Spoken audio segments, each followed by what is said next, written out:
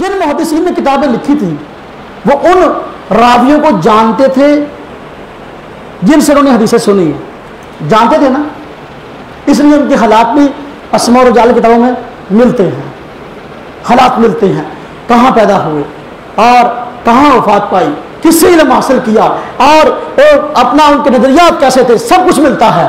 اب یہ فن مدبر ہو گیا اور کتاب وجود میں آ گئی اسماء و رجال کی، اس میں بڑی امت کی محنت ہوئی ہے۔ اب اس ایک پوری محنت کو ردی کی ٹوکری کے اندر پھینک کر 1400 سال بعد ایک نئی محنت ہوئی ہے، اور وہ حدیثیں جو پورے دور اسلام کے اندر سابقہ صدیوں کے اندر قابل عمل تھی، ان کو معمول بہا روایات کو ردی کی ٹوکری میں پھینک دیا۔ یہ حدیث کا ادب ہے، یہ حدیث پر عمل ہے۔ اب ایک اور ٹیم اٹھی ہے ناصرالدین البانی کے مقابلہ میں، اس نے جو احادیث صحیحہ کا سلسلہ لکھا، سلسلہ احادیث صحیحہ، ایک ٹیم اٹھی اور کہا کہ یہ سلسلہ احادیث صحیحہ جو ہے نا اسے لکھا ہے یہ صحیح نہیں ہے، اس میں فلاں فلاں فلاں فلاں فلاں فلاں حدیثیں ضعیف ہیں، اس میں جو ہے ضعیف حدیثیں بقول اپنے ذات کے مطابق ضعیف حدیثیں نکال کر کتاب شائع کر دی ہے کہ بھئی سلسلہ احادیث صحیحہ کے اندر یہ حدیثیں ضعیف ہیں۔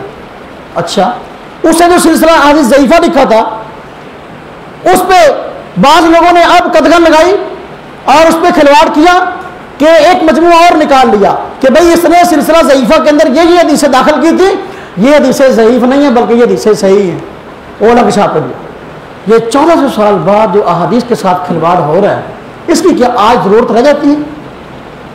بھئی احادیث جو صحیح تھی وہ صحیح رہیں گی، وہ تیرے ضعیف کہنے سے ضعیف نہیں بنتی۔ جو احادیث ضعیف تھی تیرے احادیث صحیح کے اندر داخل کرنے سے وہ صحیح نہیں بنے گی، جو ضعیف ہے وہ ضعیف رہے گی، جو صحیح ہے وہ صحیح رہے گی۔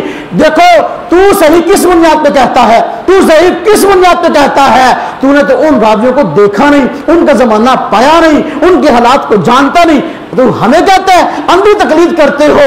ارے اندھی تقلید تو تم کر رہے ہو جو آج 1500 سال بعد اٹھ کر جو ہے تمہارے پاس آنکھیں نہیں، تم آنکھوں کے بغیر یہ سارا فیصلہ کر رہے ہو، اور راویوں کو ملے نہیں، ان کے حالات کو جانتے نہیں، محض ادھر ادھر سے امتیوں کے اقوال کو اٹھا کر جو ہے تم کہتے یہ حدیث صحیح ہے، تم کہتے یہ حدیث ضعیف ہے، حالانکہ تمہیں تو حق ہی نہیں تھا کہ ان احادیث کو ضعیف کہو، ان احادیث کو صحیح کہو، اس لیے کہ تم نے ان کے راویوں کو دیکھا ہی نہیں ہے۔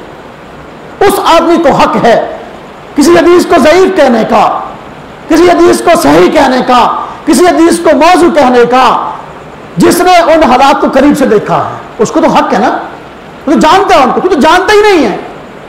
پھر آج ہمیں کہتے ہیں اندھی تقلید کرتے ہیں۔ ناصرالدین البانی یہ خود اندھا ہے اس لیے کہ اس نے ان راویوں کو دیکھا نہیں ہے، ان کے متعلق نبینا ہے، آج اس کے پیچھے لگ کر جو ہے احادیث کو صحیح کہتے ہیں۔ یہ حدیث صحیح ہے، دلیل کیا ہے؟ ناصرالدین البانی نے صحیح کہا ہے۔ یہ حدیث ضعیف ہے، دلیل کیا ہے؟ ناصرالدین البانی نے اس کو ضعیف کہا ہے۔ ہم کہتے ہیں اندھا اندھے کے پیچھے لگا ہوا ہے، جب اندھا اندھے کے پیچھے لگتا ہے تو منزل تک نہیں پہنچتا، وہ آدمی جا کر کھائی میں ہی گرتا ہے۔ بات سمجھ میں آئی؟ ہم نے کوئی ایسا کام تو نہیں کیا کہ احادیث کے ایک بہت بڑے مجموعے کو ضعیف قرار دے کر ردی کی ٹوکری میں پھینک دیا ہو۔ جن محدثین نے کتابیں لکھی ہیں تو قیامت کے دن اس چیز کا فیصلہ ہوگا، اور اللہ رب العزت سے محفوظ فرمائے قیامت کا فیصلہ ہوگا۔ امام ابو داؤد، امام نسائی، امام ابن ماجہ اور امام ترمذی جب ان کے سامنے کتابیں پیش ہوں گی، ان کی کتابوں کے ساتھ کھلواڑ کرنے والے پیش ہوں گے، پھر پتہ چلے گا کہ کس بھاؤ بکتی ہے۔ بات سمجھ آئیے؟ یہ قرآن و حدیث کا ادب نہیں ہے تو عمل کیسے ہوگا؟ عمل کا بھائی مسئلہ بعد کا ہے، ادب کا مسئلہ پہلے ہے۔ با ادب با نصیب بے ادب، وقت ضائع تو نہیں ہو گیا؟ آپ تھک تو نہیں گئے؟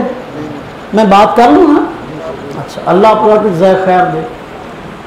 میں نے تھوڑی سی ادب پہ بات کی ہے، پہلے با ادب بنو، اس کے بعد عمل کرو تو اجر ملے گا، اگر با ادب نہیں ہو اجر نہیں ملے گا۔ اب تک کی میری بات کا خلاصہ یہ ہے، وہ قرآن و حدیث کا ادب نہیں کرتے، اس لیے جو ہے وہ اجر ان کو نہیں ملنے والا۔ الحمدللہ ہم ادب کرتے ہیں، ہمیں اجر ملے گا، ہمیں اجر